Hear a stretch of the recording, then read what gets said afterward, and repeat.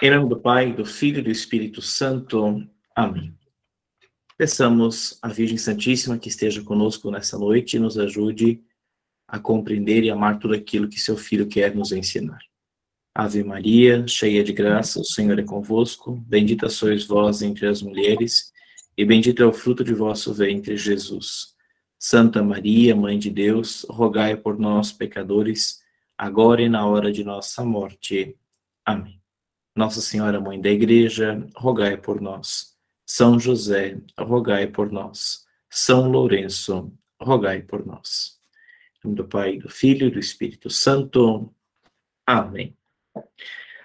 Muito bem. Nós encerramos na última aula, que já tem algum tempo, né? A segunda parte do catecismo. Nós vamos iniciar então a terceira. Vocês viram que na primeira parte nós falamos sobre a profissão de fé, o credo. Na segunda parte, nós falamos sobre a vida de oração, né? A oração, e de forma específica o Pai Nosso, depois a devoção aos santos também. E agora, nós vamos iniciar então a terceira parte sobre os mandamentos da lei de Deus e da Igreja. O capítulo 1 vai tratar de forma geral dos mandamentos da lei de Deus, depois nós vamos falar de cada um em particular, tá bem? Vocês vão ver que até esse estudo vai ser, de certa forma, uma ajuda para conseguir fazer um bom exame de consciência, né, para a confissão. Nós entendendo os mandamentos, a gente consegue entender aonde que reside a vontade de Deus e aonde que eu estou falhando, então, com o não cumprimento dessa vontade, na verdade, né? Onde eu estou falhando em não cumprir essa vontade. Muito bem.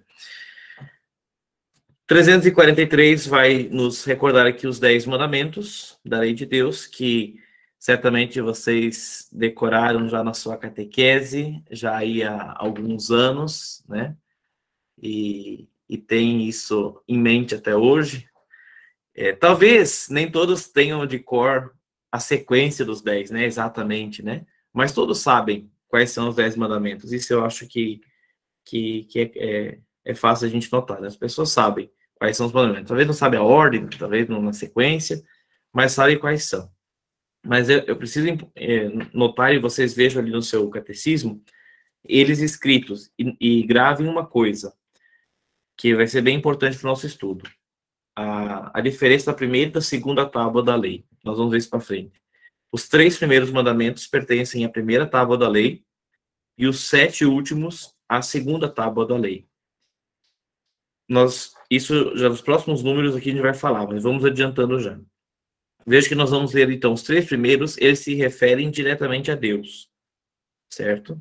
E os 7 últimos referem-se aos irmãos ou a nós próprios, né? Alguma coisa em relação a isso. Primeiro, amar a Deus sobre todas as coisas. Segundo, não tomar seu santo nome em vão. Terceiro, guardar domingos e festas de guarda. Muito bem. Então, estes são os 3 primeiros que fazem referência direta a Deus, a primeira tábua. Na segunda tábua, nós temos, então, os outros 7. Honrar pai e mãe, o quarto. O quinto, não matar. O sexto, não pecar contra a castidade. O sétimo, não furtar. O oitavo, não levantar falso testemunho. O nono, não desejar a mulher do próximo. O 10º, não cobiçar as coisas alheias. Pergunta 344. Por que tem esse nome, os mandamentos da lei de Deus? Esse nome porque foi o próprio Deus que os gravou na alma de cada homem e os promulgou no Monte Sinai na antiga lei, esculpidos em 2 tábuas de pedra, e porque Jesus Cristo os confirmou na lei nova. Então veja, Deus inscreve esses mandamentos no coração do homem. Nós temos dentro de nós já isso claro. Mesmo uma pessoa que não seja cristã, que não conheça o Evangelho, melhor dizendo, ela tem noção dessas coisas. As pessoas naturalmente sabem que assassinato, não matar, é uma coisa ruim. Que não honrar aqueles que lhe deram a vida, não honrar o pai e mãe, é uma coisa ruim. Que a mentira é uma coisa ruim. Enfim, se tem essas noções, talvez de forma imperfeita, não conseguindo compreender todas as dimensões, mas de alguma forma existe, porque isso está cravado na alma humana. E Deus, então, sancionou isso no Monte Sinai, quando ele entrega a Moisés essas leis para que o seu povo cumpra, porque o povo estava perdido, né? Isso acontece quando o povo saiu da escravidão do Egito, está andando no deserto, e o povo começa a se revoltar contra Deus, porque o alimento é ruim, porque estão sofrendo no deserto, enfim, né? Estão, como diz o próprio texto, chorando as cebolas do Egito. Lembrando o passado e com saudade, reclamando disso e daquilo de Deus, enfim, o povo está começando a cair na infidelidade a Deus. Naquele mesmo Deus que há pouco os libertou da escravidão, eles estão sendo infiéis. Então Deus diz, olha, Moisés, leva isso aqui para o povo e diga, se eles não estão conseguindo mais entender, e é isso aqui que precisa ser seguido. Esse é o caminho, esse é o caminho de proximidade comigo, esse é o caminho da santidade, esse é o caminho da justiça. Então Deus entrega a Moisés essas tábuas. E aí a gente pode dizer assim, mas isso é no Antigo Testamento e agora nós temos um Novo Testamento. Então esse Novo Testamento seria algo diferente. Não, porque o próprio Jesus disse, né, não vim para abolir a lei, não vim para abolir a lei, mas para dá-la plenitude. Então, Jesus não anula nenhum dos mandamentos, até porque é dado por Deus. Deus, ele é eterno e é perfeito. O que é eterno e é perfeito nunca muda, porque não precisa ser mudado. Porque seria contraditório. Algo que é eterno, se acabasse, não era mais eterno. Algo que é perfeito, se fosse preciso ser melhorado, não era perfeito. Então, Deus, que é eterno e perfeito, dá os mandamentos, seus mandamentos que são eternos e perfeitos. E, portanto, eles valem para o Antigo Testamento, para o Novo Testamento e por todo o tempo que teremos aqui, certo? Por toda a eternidade. Muito bem. Os mandamentos da primeira tábua são os 3 primeiros, que se referem diretamente a Deus e aos deveres que temos para com ele. E da segunda são os 7 últimos, que se referem ao próximo e aos deveres que temos para com ele. 347. Nós somos obrigados a observar os mandamentos? Nós temos essa obrigação? Resposta: sim, evidente que sim. Todos somos obrigados a observar os mandamentos, porque todos devemos viver segundo a vontade de Deus, que nos criou, e basta transgredirmos gravemente um só deles para merecer o inferno. Certo? Então, isso derruba, né, aquela teoria popular que se tem por aí, né? Eu não matei, não roubei, eu não vou para o inferno. Tá ok, não matou, não roubou, beleza. Cumpriu 2 mandamentos, né? E os outros 8?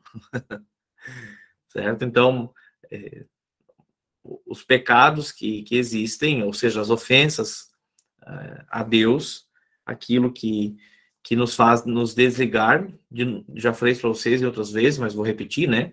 Não é Deus que fica brabinho com a gente e nos joga fora, não é, porque ele até morreu na cruz para que a gente não fosse para o inferno, portanto, ele não nos quer longe dele, somos nós que nos lançamos para longe de Deus, né?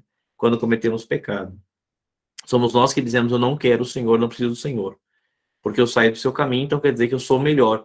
Se eu faço uma coisa da qual Deus diz para eu não fazer, eu estou dizendo que eu sei melhor do que Deus sabe. Né? Então eu me coloco como maior do que Deus, e portanto eu não preciso dele. E se eu não preciso dele, o lugar onde não tem Deus é o inferno. Por isso que basta descumprir um dos mandamentos para merecer o inferno, porque em qualquer um deles eu estou dizendo que eu sou melhor do que ele, portanto eu não preciso dele. Certo?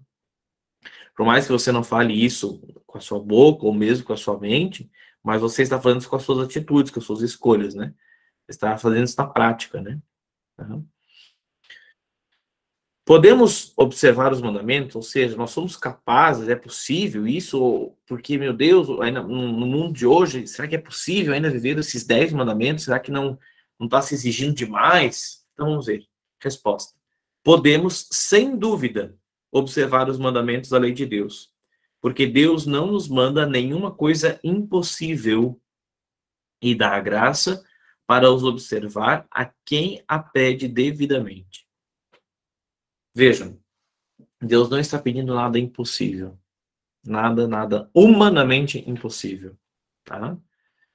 Não está nos mandamentos da lei de Deus que você precisa, como mandamento da lei de Deus, dar a sua vida pelo outro. Isso não está nos mandamentos. Por quê? Porque isso é um ato heróico. É um ato de união íntima com Deus. Isso é um ato de santidade. Tá? Agora, se você, porventura, num assalto, numa coisa, você defender a própria vida, não há pecado nenhum nisso. Porque você está defendendo a sua vida, você não está ofendendo nenhum dos mandamentos. Né? Agora, uma suposição, assim, né? Vamos jogar assim, né? Vamos pegar esse mandamento não matar para vocês entenderem.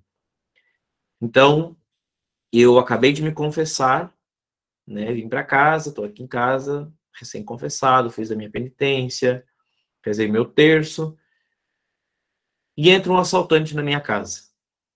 E aí tá meio drogado, tá meio desvairado, e ele tá com uma arma na mão e dando tiro para todo que é lado.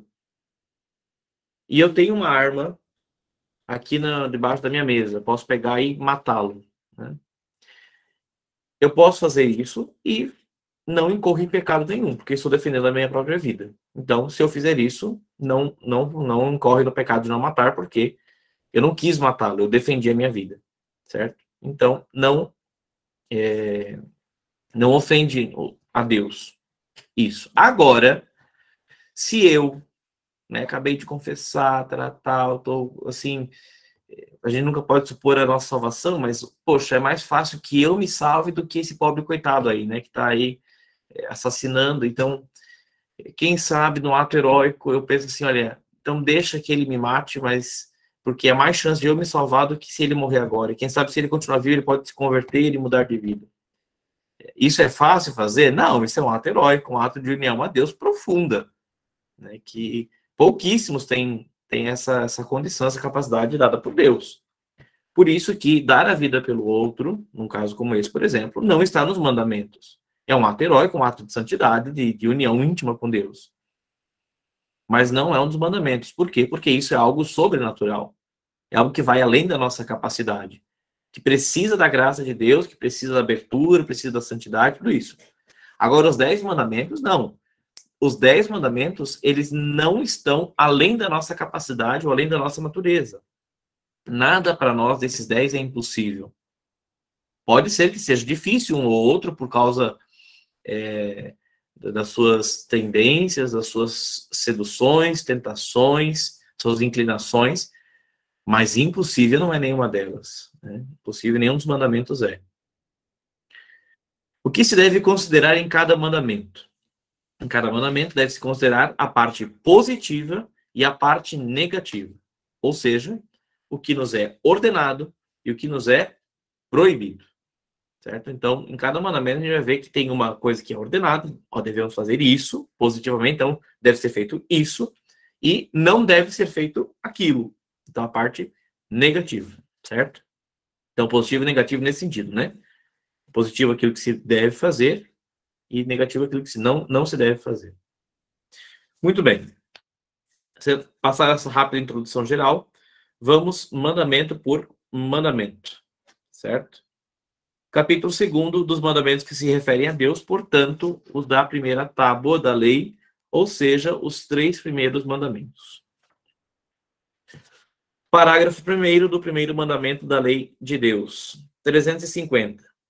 Porque disse o Senhor, antes de dar os mandamentos, eu sou o Senhor teu Deus. É uma rápida explicação. Então, antes de que Deus entregasse a Moisés as tábuas da lei, ele fala isso para Moisés, né? Eu sou o Senhor teu Deus. Ele identifica Moisés de que quem está falando é o Deus, é aquele que criou todas as coisas, é aquele que conhece todas as coisas, e que, portanto, é aquele que pode dar esses mandamentos, porque é para ele que tudo deve convergir, certo? Então, vamos ver. Por que Deus fala isso, então?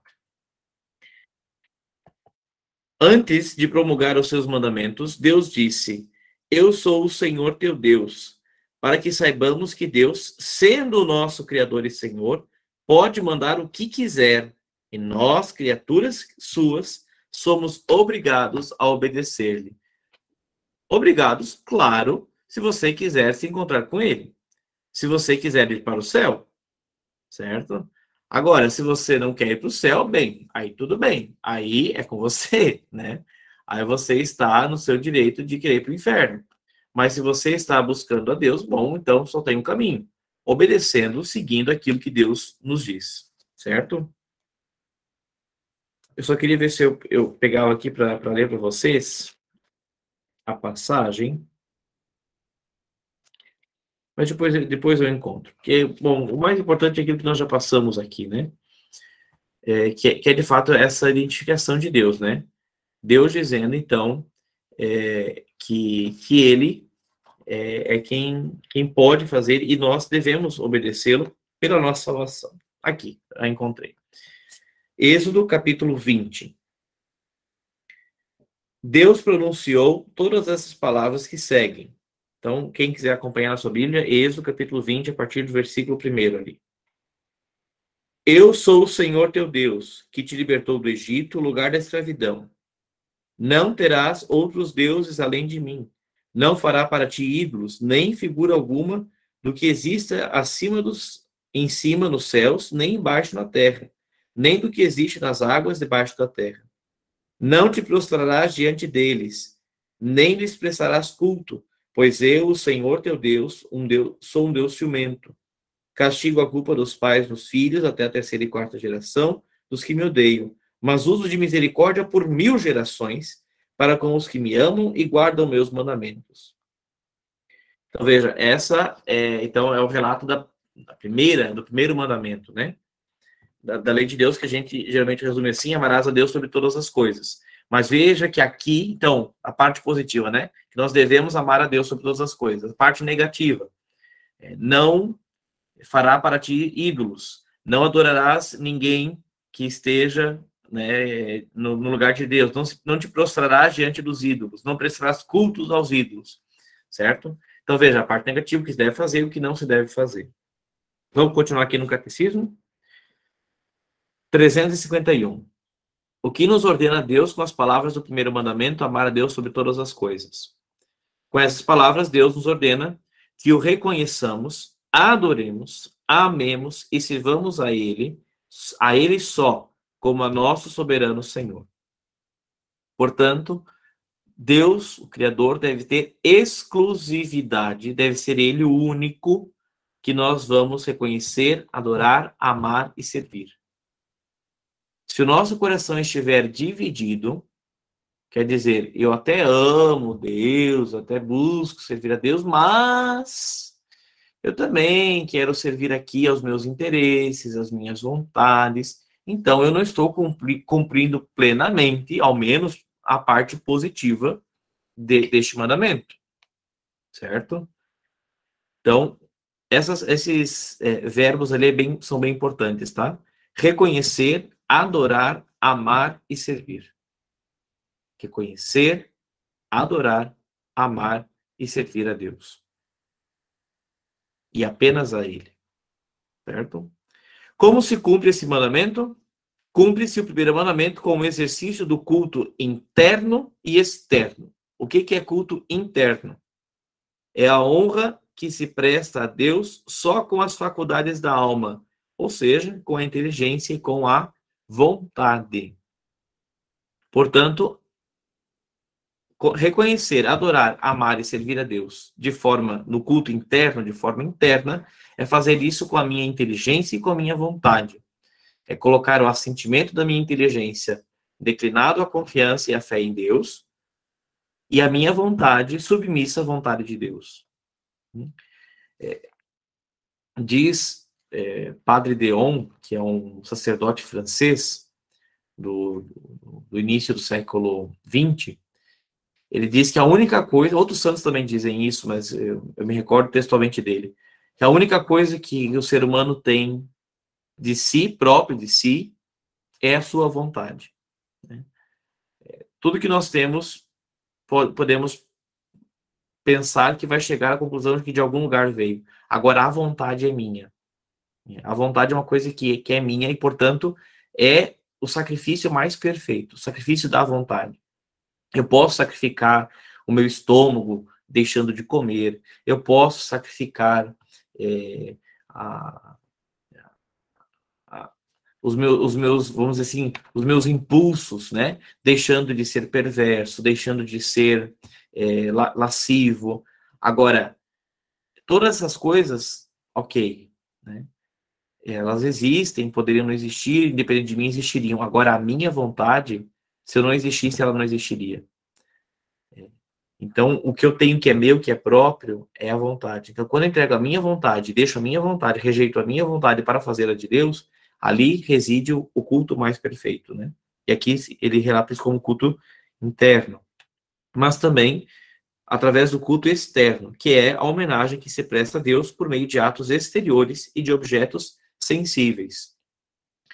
Portanto, o meu coração deve estar reconhecendo, adorando, amando e servindo a Deus, mas também isso deve se manifestar externamente, certo? No culto externo. Claro, qual que é o primeiro que a gente vem à mente, e é o principal? A Santa Missa, certo? É o culto externo. Mas o fato de, por exemplo, eu honrar a Deus com as suas imagens, né, de lembrá-lo, de estar com ele, de ter insígnias, de fazê-lo parte da minha vida.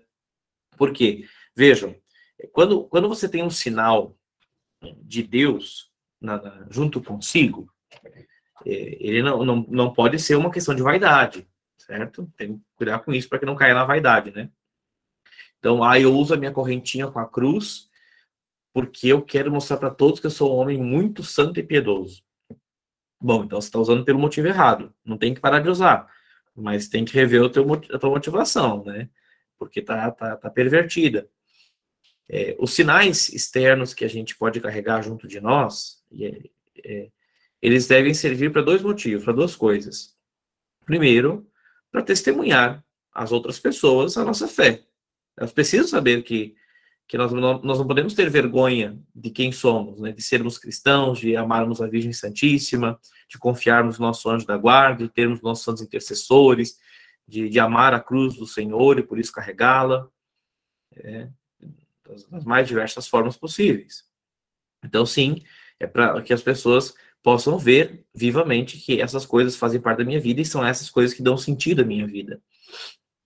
Mas, por um segundo motivo, também é uma forma para que eu me recorde disso, certo? Por exemplo, um sinal externo, né, que um sacerdote carrega é a sua batina, certo? Quando o padre está de batina, ok, serve para que as pessoas vejam e pensem, olha, ele tem um padre, as pessoas olham, quando vê o padre, pensa em Deus, né, e talvez tenham aí um impulso de buscar os sacramentos, tal, uma bênção, enfim, ou repense, né, quando o padre chega, não vou falar aquilo que eu ia falar, porque, olha, então quer dizer, daquele aquele momentinho de reflexão, ok. Mas também para o sacerdote isso é importante, né? Para o sacerdote isso é importante, porque eu estando de batina não consigo ir em qualquer lugar. Né? Uma pessoa de batina não vai conseguir entrar, não porque vai ser barrada, porque ela mesma não vai sentir a vontade, vou levar para o extremo aqui, né? Numa casa de prostituição. Como é que o sacerdote vai de batina entrar lá? Então, quando ele está com a batina, isso, além de ser um testemunho para quem está de fora olhando, também é para ele uma recordação quem eu sou. Né?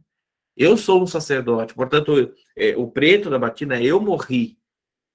Cristo deve viver em mim, então as minhas palavras, os meus gestos, os meus caminhos devem ser os de Cristo, certo? Então, veja, e isso você pode reverter em qualquer sinais, né? Aqueles que fazem a consagração à Nossa Senhora, né? Geralmente carregam essa correntinha, né? Essa cadeia aqui, alguns levam no pé, outros no pescoço, alguns preferem não usar, não tem problema, ou leva o terço no bolso, certo? Enfim, cada tem a sua forma de durante o seu dia lembrar, né? Lembrar de quem você é, certo? De tal forma que quando de repente eu estou aqui pensando, eu olho aquela correntinha, eu olho aquela medalha, eu olho aquele crucifixo que eu carrego e me lembro do Senhor e digo, o que eu estou fazendo está certo, isso aqui é de fato o caminho para o céu. Então, esses sinais externos, além de eles serem manifestações públicas, né, esse culto externo, eles também servem para que nós nos lembremos de quem somos e o que devemos fazer. E assim a gente acaba honrando também, amando a Deus. porque a gente o coloca em evidência na nossa vida. A gente passa a lembrar dele o dia inteiro, não só quando eu não estou fazendo nada, então eu vou pensar em Deus agora. Não, Deus deve estar continuamente no meu dia, né? É o meu tudo, deve ser o meu tudo, né? Aí vem uma pergunta, a próxima, que talvez muita gente faça, e vocês talvez já escutaram isso muito, eu já ouvi pelo menos. Tá? Não basta adorar a Deus só interiormente, só com o coração? Então, assim, eu não vou na missa, eu não faço as coisas, mas, assim, lá dentro do meu coração eu amo Deus, eu rezo em casa, eu peço perdão a Deus em casa, no meu quarto sozinho, no meu silêncio. Não tá bom isso? Já não chega? Já não tá suficiente? Não. Não basta adorar a Deus interiormente, só com o coração, mas é necessário adorá-lo também exteriormente, com a alma e com o corpo juntamente, porque ele é criador e senhor absoluto de um e de outro. Deus criou alma e corpo. Portanto, se eu vou amar e honrar a Deus, eu devo honrá-lo com a minha alma, e nós estudamos isso, né? Conta da alma e espírito aqui, né? Com a minha inteligência, com a minha vontade, com os meus sentidos, com tudo, e também com o meu corpo. Também com o meu corpo. Por isso que alguém que diz que ama Deus e não ama o seu irmão é mentiroso. Porque como eu vou dizer que eu amo a Deus e vejo alguém na rua, sangrando, sofrendo, e não vou lá ajudá-lo? Eu não amo a Deus, então, porque o meu corpo não age, não vai lá, não recolhe aquele irmão, não ajuda a fazer curativo, não chama ajuda. Então, o meu corpo também não está fazendo. Não adianta eu olhar aqui assim, ai, meu irmão que está ferido, eu te amo, tomara que você esteja bem, amém, amém, vou para casa. Eu amei o meu irmão? Não amei meu irmão. Portanto, não adianta eu apenas amá-lo de coração e dizer, ai, meu irmão, como você é importante para mim, e vou embora. Adiantou? Não adiantou. Nós somos alma e corpo, nós não somos só uma coisa. Nós não somos só alma ou só corpo, nós somos os dois. E Deus criou os dois. E, portanto, ele merece ser honrado, amado pelos dois. Por tudo que somos, não só metade de nós, mas de alma e de corpo. Ou seja, interior e exteriormente. Poderá, agora a pergunta ao contrário, né? Poderá haver um culto externo sem o interno? Eu posso prestar um bom culto a Deus externamente, sendo que internamente eu não o amo, não o sirvo, não o busco? Resposta: não pode de forma alguma haver um culto externo sem o interno, porque aquele, o externo, desacompanhado deste, do interno, fica privado de vida, de merecimento e de eficácia como um corpo sem alma. Então, se eu tenho atitudes externas de amor a Deus, né, eu ajudo o próximo, eu carrego o meu crucifixo, eu vou à missa, eu rezo o terço, eu tenho a minha medalhinha, na minha casa tem a imagem da minha Nossa Senhora, do meu São José, do meu anjo da guarda, tem tudo isso. Todo externo está lindo e perfeito. Eu só ando com camisa de Nossa Senhora, eu só me visto decentemente, ótimo, tudo lindo, tudo maravilhoso. Mas internamente, eu só quero mesmo que as pessoas me vejam, me admirem, eu não tenho nenhuma vontade de mudar de vida. Quando eu estou sozinho, fechado no meu quarto, é minha vida, Deus que fique lá para fora, não vai me encher o saco aqui também, né? Quando eu me tranco no banheiro, é minha vida, ninguém tem nada a ver com isso. Não tenho aquela entrega sincera e verdadeira, e o desejo também de mudar, de corrigir os meus pecados. Esse culto externo, sem o interno, é como um corpo sem alma. É um corpo morto. Tá ali, tá ok, pode até estar bonito, mas é só isso. Não tem lá grande serventia. Portanto, nós não podemos ter culto externo sem interno, e nem o culto interno sem o externo, e nem externo sem interno. Os dois são complementares. Necessariamente complementares, né?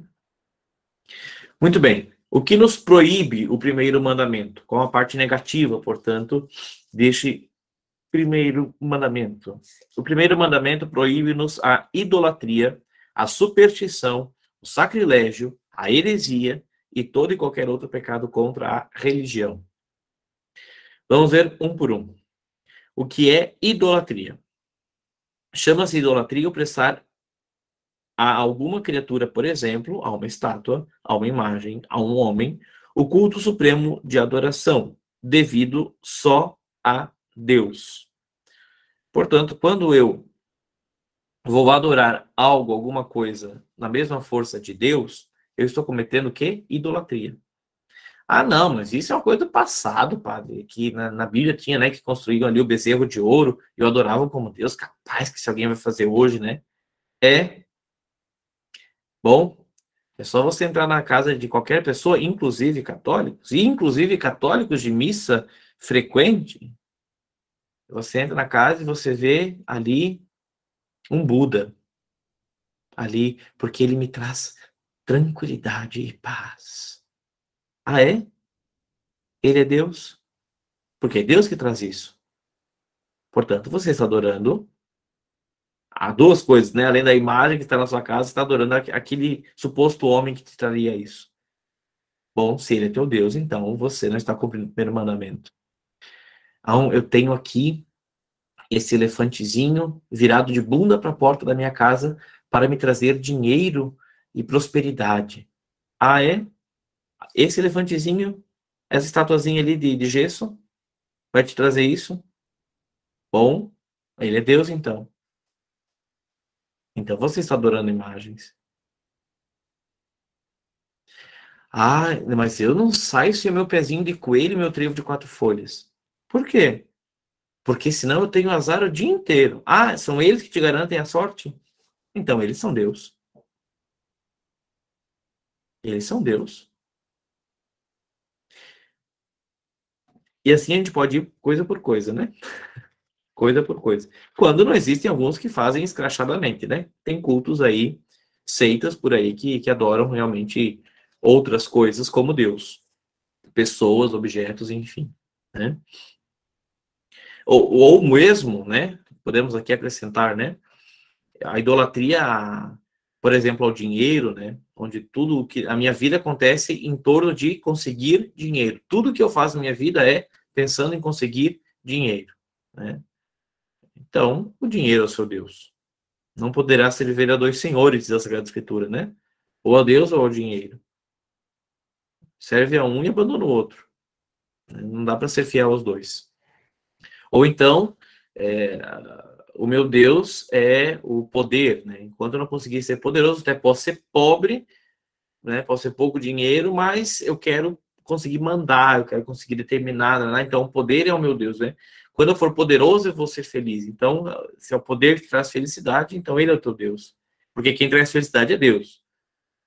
Então, ou então a fama, né? Eu quero ser famoso, reconhecido. Quando eu for isso, então sim, aí eu vou ser feliz. É? Nada contra quem é famoso.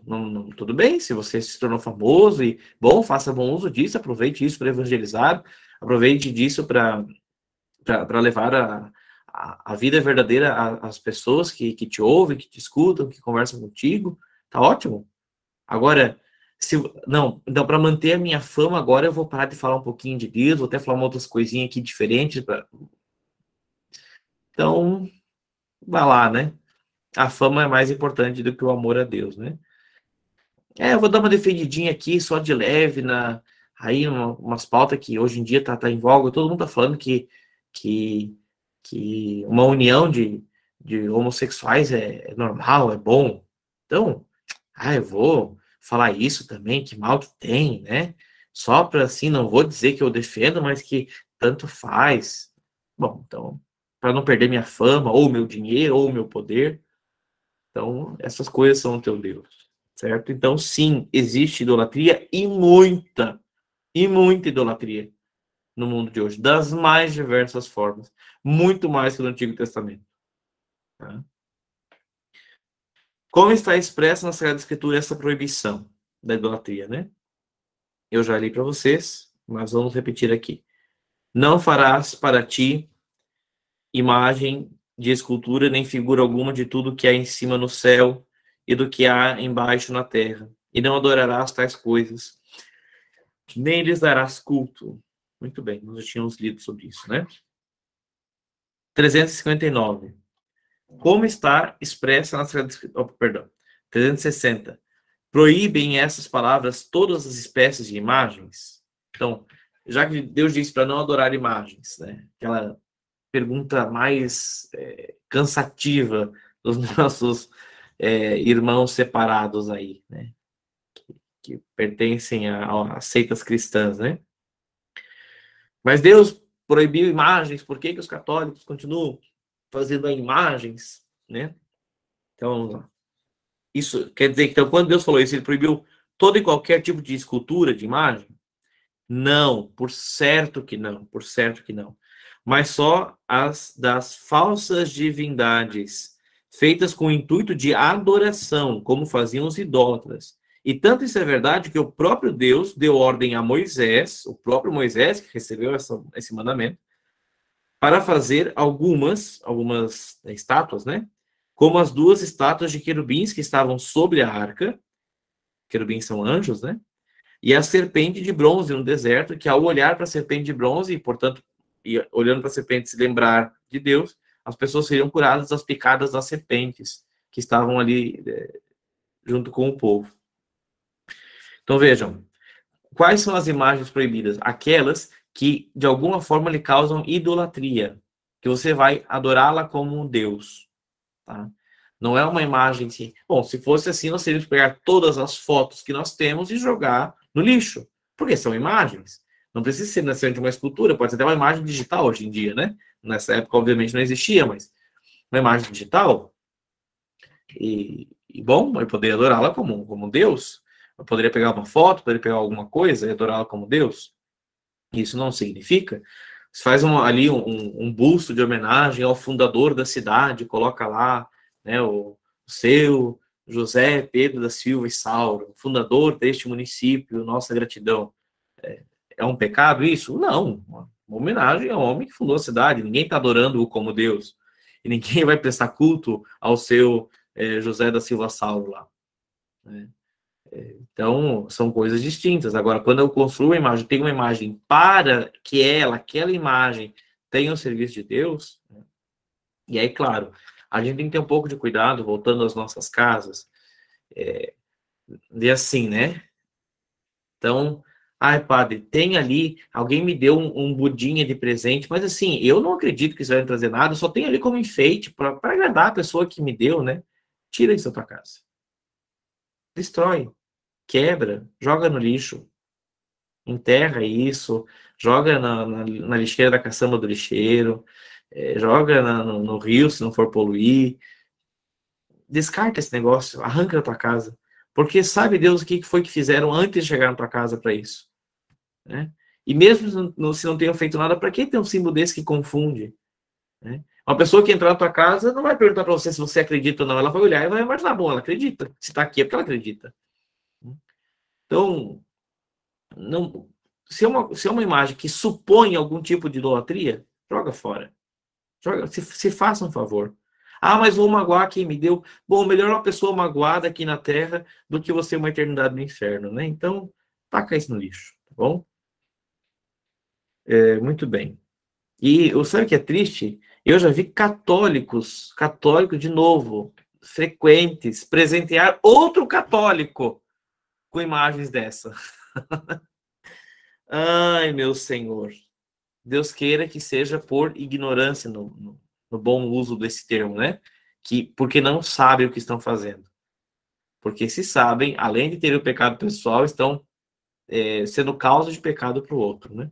Então, pelo amor de Deus, até ajude a pessoa que te deu e fale, olha, você me deu aquilo lá, eu agradeço, eu sei da boa intenção, mas tem esse mal, quem sabe se você tem na sua casa também seria bom se tirar.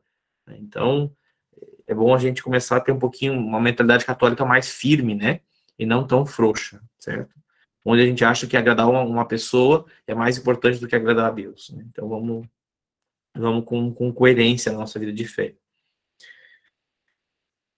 Muito bem. 361. O que é superstição? Isso também é uma coisinha que está cada vez pior. Está cada vez aparecendo mais.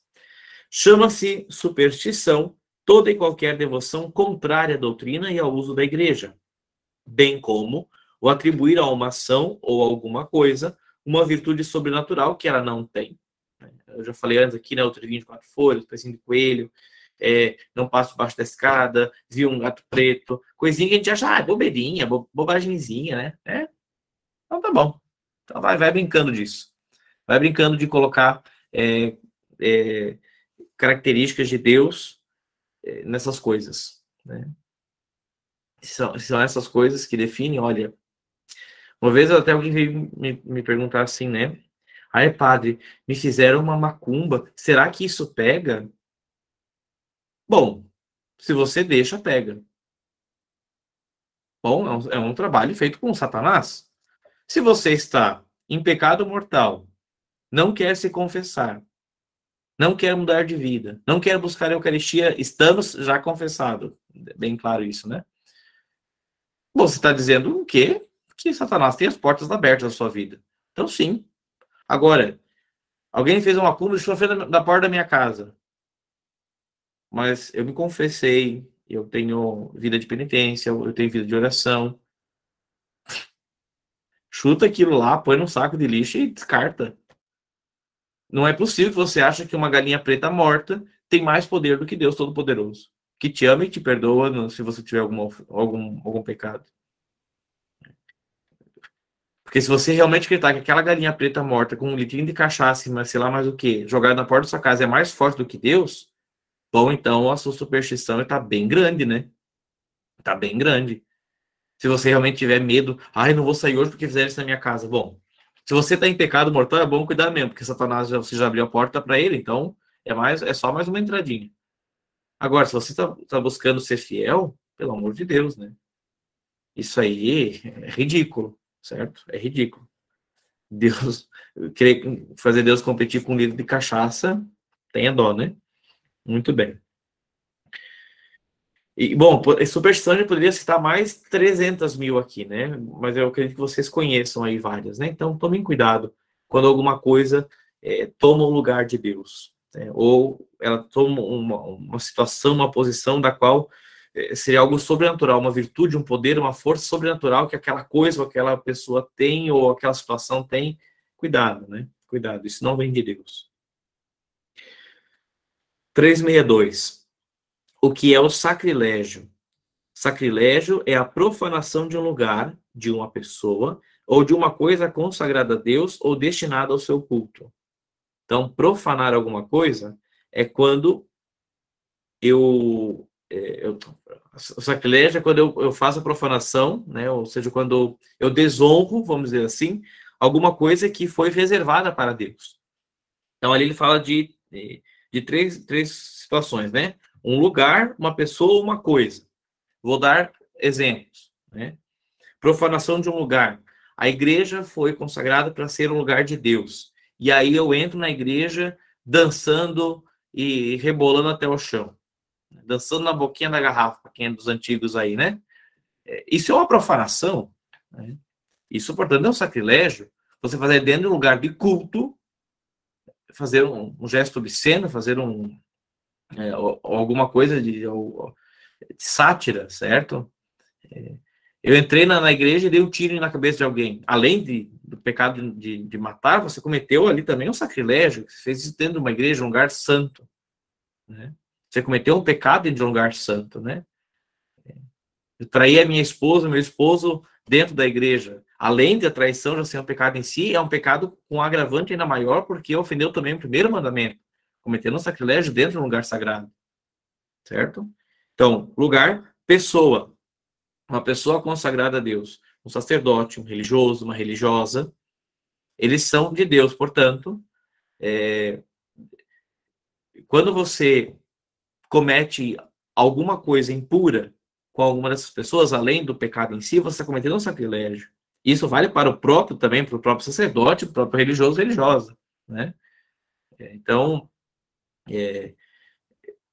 a Sagrada Escritura diz que se você desejar a mulher do próximo, nem que seja o pensamento, cometer adultério. Bom, se você na sua mente está desejando ter relações com um sacerdote, com uma irmã religiosa, um irmão religioso, que são pessoas consagradas, ou seja, que tem de exclusividade de Deus, vamos dizer assim, então ali você está cometendo, além de pecar contra o mandamento de não desejar a mulher do próximo, você está também cometendo um pecado contra o primeiro mandamento, você está cometendo um sacrilégio. E se você tiver realmente uma, uma, uma relação sexual, por exemplo, com um consagrado, com um sacerdote ou com um consagrado, uma consagrada, você está cometendo sacrilégio. E o próprio consagrado está fazendo a mesma coisa, né? Diga-se de passagem, certo? Portanto, essa mortalha não é só um faz de conta. Realmente eu morri. O meu corpo, o que eu faço com o meu corpo hoje, eu, Padre Felipe, o que eu faço com o meu corpo, o que eu faço com as minhas palavras, o que eu faço com os meus pensamentos, são de Deus. Portanto, na verdade, qualquer pecado que eu cometer usando o meu corpo, e bom, todo pecado que se comete usando o corpo, é também um sacrilégio. Então veja que para um sacerdote, para um religioso, os pecados são ainda mais graves, né? As glórias no céu serão maiores se forem santos, mas os pecados são muito mais graves e, portanto, o castigo no inferno será muito maior também. E as penas do purgatório, mesma coisa, né? Portanto, quando você comete sacrilégio com uma pessoa que foi destinada a Deus, foi consagrada a Deus, também é um sacrilégio. E, por fim, uma coisa, né? Uma coisa que foi consagrada a Deus. Então, por exemplo, o cálice que o padre usa para consagrar o vinho em sangue de Cristo, né? O cálice, ele é usado exclusivamente para isso. O cálice tem até uma oração feita para consagrar o cálice. Eu não posso pegar aquele cálice agora, lá na igreja, pegar o cálice, tacar-lhe um pouco de cachaça, fazer uma caipirinha e tomar. Isso é um sacrilégio, é um pecado mortal. Porque eu estou pegando uma coisa que foi dito, ó, esse material aqui, esse objeto, vai ser de uso exclusivo para as coisas de Deus. Portanto, eu não posso tomar minha cervejinha no cálice da igreja. Porque ela não foi destinada para isso. Então, eu estou cometendo um sacrilégio com uma coisa, certo? Ou então, como nós vimos agora, né, de forma muito triste, né, nessas exposições, nos carnavais, enfim, né, pegarem imagens do Cristo crucificado, da Virgem Maria, e colocarem em órgãos sexuais, ou então quebrarem, né, são Deus, né, aquela imagem de Jesus, aquela imagem da Senhora é Jesus, é Nossa Senhora? Não são só recordações. Mas são coisas destinadas à oração, à piedade, portanto, destinadas ao uso de intimidade com Deus, portanto, consagrada de alguma forma. Então, quando eu profano uma coisa dessa, eu estou cometendo ali um sacrilégio também, certo? Então, lugares, pessoas e coisas, certo? Quando eu profano, eu cometo um sacrilégio. Muito bem. 363. O que é heresia? Gente, só para antes de a gente continuar, lembre-se, tem dúvidas, o padre está falando, está ficando meio confuso, pergunte. Padre, é tal coisa, eu não entendi ainda direito, ou alguma coisa específica, pergunte, tá? Tem ali a caixinha, mandem as perguntas, por favor. Se vocês têm dúvidas, falem, porque eu aqui falando não consigo ver a cara de vocês, né? Então eu não sei se estão entendendo, se não estão, ou até onde estão conseguindo acompanhar. Então, ou se querem, padre, tá indo muito rápido, não estou entendendo, vamos com mais calma. Por favor, avisem, tá bom? 363. O que é a heresia? A heresia é um erro culpável de inteligência pelo qual se nega com pertinácia alguma verdade de fé. Então vamos lá. Tem várias coisas importantes para a gente entender isso aqui. Que hoje em dia também, infelizmente, virou modinha chamar qualquer um de herege, né? Então vamos lá. O que é heresia? É um erro culpável, ou seja, eu tenho culpa, eu sei qual é a verdade e eu, por vontade própria, portanto, com culpa, eu decido algo diferente. Tá? Então, eu tenho culpa. Não é que eu fiz inocentemente. Né? Eu, desavisado, não sabia de uma coisa, falei uma besteira que eu não tinha bem clareza. Então você é uma herege. Não, eu não sabia. Agora você está me corrigindo, agora eu sei, eu nunca mais vou falar isso. Certo? Então, eu posso ser um desinformado, eu posso ser um mal formado, mas herege é apenas se eu realmente quero defender aquilo, né? Então, por exemplo, né? A presença real de Jesus na Eucaristia. Isso é uma verdade de fé. né? Agora, às vezes, é uma pessoa que teve uma catequese muito ruim, né? Que os pais nunca ensinaram isso, o padre na sua paróquia nunca falou sobre isso nas homilias, a pessoa também nunca foi incentivada de buscar isso em outros meios, né? E aí, um dia, falando com ela, a pessoa disse assim, a Eucaristia, que é um símbolo que representa como se fosse Jesus. Aí você fala, não, peraí, não é como se fosse. A Eucaristia é Jesus. Não, mas não é, acho que não. Não, pega aqui, vamos pegar aqui o catecismo. Então, aqui, ó, catecismo da Igreja Católica, aqui, ó, verdade e fé. A Eucaristia é a presença real de Jesus, tal, tal. Ah, não, tá, então desculpa, me perdoe porque eu não sabia. Então, veja, isso não foi uma heresia. Foi um erro que a pessoa não teve culpa. Agora, vi aqui, catecismo, presença real da... Não é a presença real. Eu continuo achando que é só uma representação, um símbolo. Bom, aí você tem um erro culpável, que você já sabe a verdade e você quer... você sabe que a igreja ensina, sabe que Jesus disse, sabe que é verdade, e você quer ir para o outro lado. Tá? Então, tem que ser um erro culpável de inteligência. Portanto, que eu tenho clareza de que aquilo é um erro e eu continuo defendendo. Certo? Sobre alguma verdade de fé. Tá? Então, não é que eu preciso negar toda a fé católica. Negando uma partezinha da fé católica, eu já estou cometendo heresia e, portanto, eu estou indo contra o primeiro mandamento. Certo? Muito bem.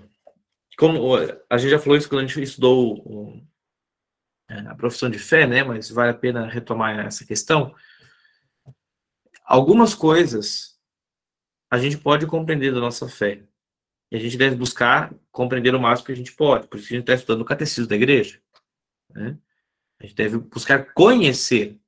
Agora, se a gente quiser, eu só vou aceitar essa coisa quando eu compreender o que essa coisa é, então isso não é fé. Isso é constatação de realidade. Certo? Já fiz essa analogia com vocês, vou fazer agora de novo, né? Se eu disser para vocês, pessoal, eu tenho aqui do meu lado, vou pegar aqui, ó, eu tenho aqui na minha mão uma caneta verde, tá? Uma caneta verde. Vocês acreditam em mim?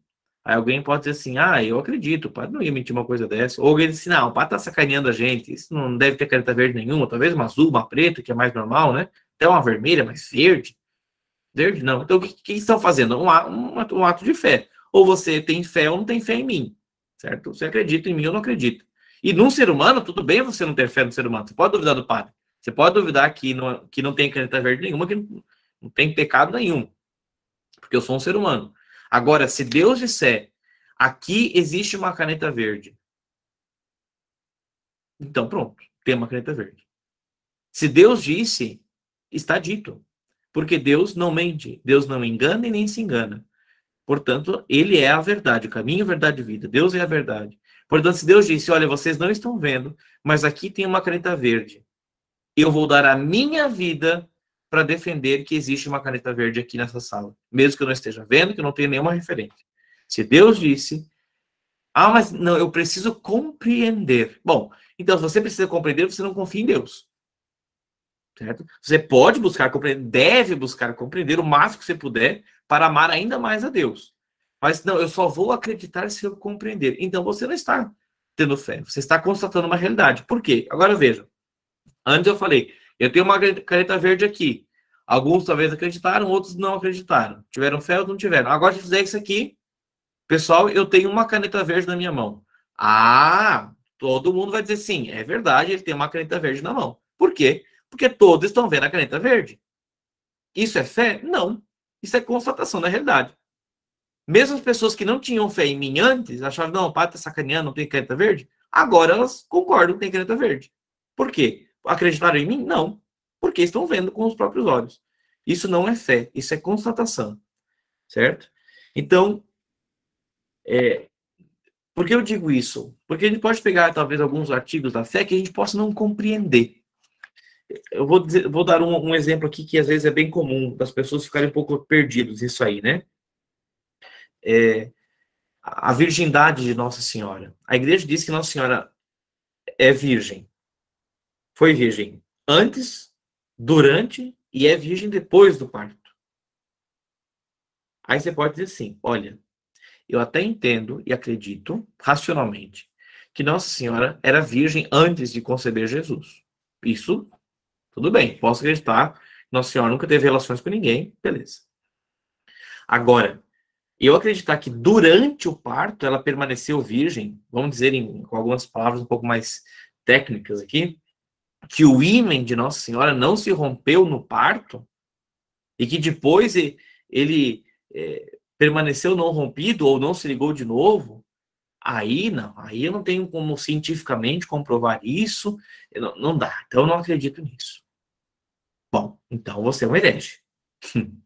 Se você sabe que a igreja ensina isso, se você está buscando que a sua ciência humana responda a isso, e você está negando, não, então Nossa Senhora era virgem antes, durante depois eu não acho que ela seja virgem.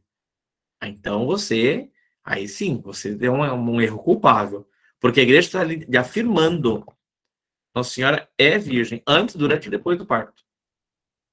Mas eu não consigo entender isso. E daí, Deus revelou isso. Como que ele fez isso? Não sei. Não sei. Mas ele fez. Porque ele não mente. Ah, não, só se eu compreender. Então você não tem fé. Então você não tem fé. Você quer constatações. Né? De novo, não precisa acreditar no que um homem diz, no que uma mulher diz, mas naquilo que Deus diz, eu devo confiar.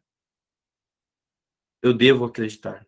Portanto, aquilo que é matéria de fé, portanto, aquilo que é matéria da revelação divina de Deus, nisso eu devo ter pleno assentimento, mesmo que eu não compreenda. Aliás, muito mais se eu não compreender. Tá? Então, a heresia é isso, é quando eu nego nem que seja um pedaço da verdade da fé. Né? Então, eu acho que Nossa Senhora era virgem antes do parto, mas depois eu acho que não. Herege. A menos que você seja ignorante e não sabe que a igreja fala isso. Mas se você sabe e você continua defendendo o contrário, então você está cometendo heresia. Está pecando contra o primeiro mandamento. Muito bem. Muito bem. Que mais coisas proíbe o primeiro mandamento? Proíbe também o comércio ou trato com o demônio e o filiar-se a seitas cristãs. Como ele disse, não adorarás outras coisas que não a ele como Deus. Então, se eu não posso adorar nem objetos, nem coisas, muito menos Satanás, né? Adorá-lo como Deus. Então, filiar-se a coisas e a seitas satânicas, né? Obviamente que ofende o primeiro mandamento. Ou seitas anticristãs, né? Que não necessariamente digam que são de Satanás, por mais que anticristão, né? Sempre tem um pezinho de Satanás, né? Se não o pé inteiro, ou os dois pés inteiros, né? Mas, enfim. Então, ligar-se a seitas anticristãs ou demoníacas propriamente ditas, é claro que ofende também o primeiro mandamento, certo? Quem recorra ao demônio e o invoque comete um pecado grave? Bom, eu espero que essa pergunta não precise de uma resposta. Acho que todo mundo deve ter isso bem claro. Mas vamos ler o que São Pio X diz.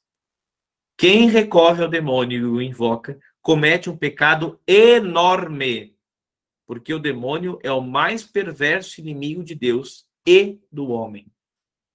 Portanto, qualquer tipo de invocação satânica, qualquer tipo, nem que seja uma brincadeirinha boba, você está cometendo um pecado enorme, gravíssimo. Tá bem? É lícito interrogar as mesas chamadas falantes ou escreventes, ou mesmo consultar de algum modo as almas dos mortos por meio de espiritismo? Ouçam bem isso. Todas as práticas do espiritismo são proibidas. Por quê? Porque são supersticiosas. Lembra que a superstição? Dar a alguma coisa ou pessoa um poder divino, uma virtude divina. E muitas vezes não estão isentas de intervenção diabólica. Razão porque foram justamente interditas pela igreja. O espiritismo é, no mínimo, superstição, quando não é diabólico. O espiritismo é, no mínimo, uma superstição, quando não é, então, diabólico.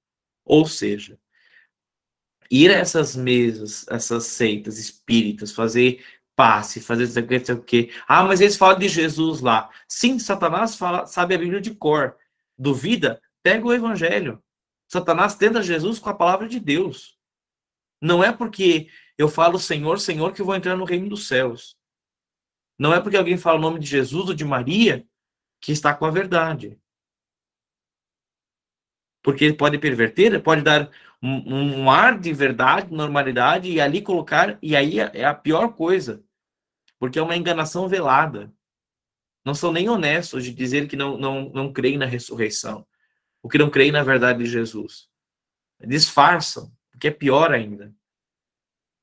Espiritismo é pecado mortal, gravíssimo, leva para o inferno.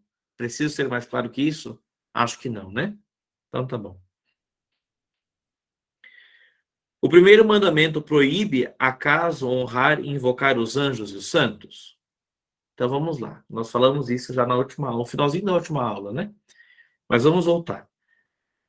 Honrar ou invocar a intercessão dos anjos e santos é ir contra o primeiro mandamento? Não.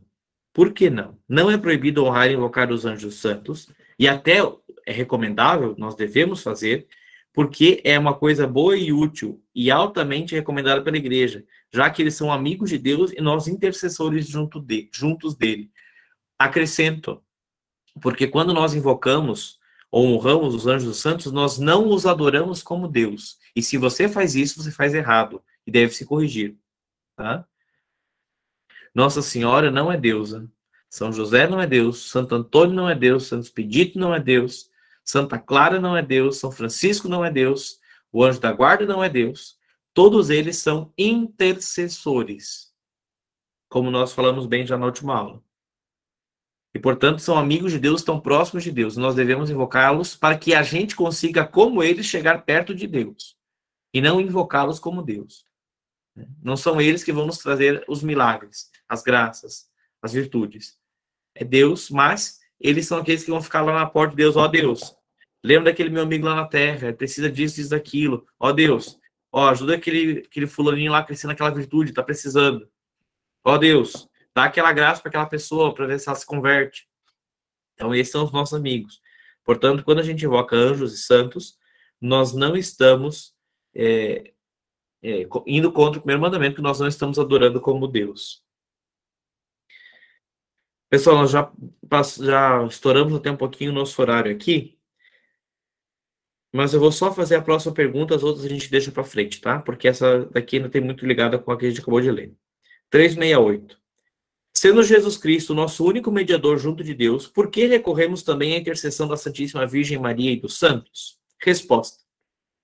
Jesus Cristo é o nosso mediador junto de Deus, enquanto, sendo o verdadeiro Deus e verdadeiro homem, só ele, em virtude dos próprios merecimentos, nos reconciliou com Deus, e dele nos obtém todas as graças. Então, retomando isso aqui, Jesus, como ele é o único que tem natureza humana e divina, portanto, é verdadeiramente Deus e verdadeiramente homem, ele faz essa ponte entre Deus e o homem.